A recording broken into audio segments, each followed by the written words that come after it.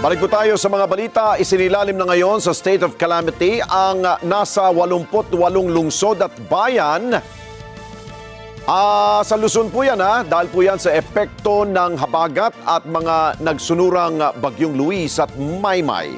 At ayon sa Office of Civil Defense, kabilang ang mga bayan at lungsod ng mga lalawigan ng Bataan, Bulacan, Pampanga at maging ng Cavite. Gayun din ang ilang lugar sa Pangasinan, Zambales, Rizal at Batangas.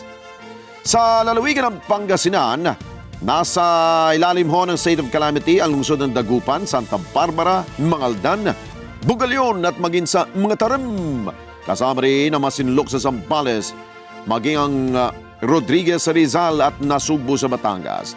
Tuloy namang nakakaranas na rin ng pagbaha ang ilang lugar sa Pampanga, maging sa Bataan at Bulacan, matapos ang ilang linggong malakas sa buhos ng ulan. Sa lalawigan ng Pampanga, ayon sa pamalang panlalawigan, higit sa kalahati ng mga barangay nila ang umano'y nananatiling baha at halos 1 milyong residente ang apektado. Umabot na rin sa 1.4 na bilyong pisong pinsala sa sektor ng agrikultura.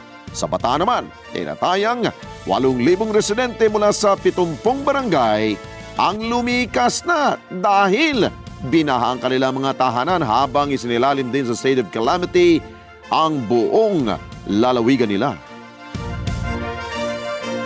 Samantala, mahigit 10,000 tao po ang nilikas ng Philippine Coast Guard o PCG sa ilang lugar sa Luzon at Mindanao dahil po sa malakas na ulan na dala ng habagat noong pong Agosto 19. Sa datos ng PCG, pinakamaraming inilikas sa Pampanga na umabot po sa mahigit 7,500 na tao at sa mga lugar na tinamaan ng baha. Samantala sa Lian, Batangas, mahigit 400 tao ang inilikas habang mahigit 200 naman sa Zamboanga del Sur. Bukod sa paglikas, nagsagawa rin ng PCG ng rescue operations, libreng sakay at pamamahagi ng ayuda sa mga apektadong komunidad. At sa buong bansa, 829 na response teams na binubuo ng mahigit sa 5,600 responder ang nakadeploy at naka-alerto para sa mga susunod na operasyon sa pagbaha.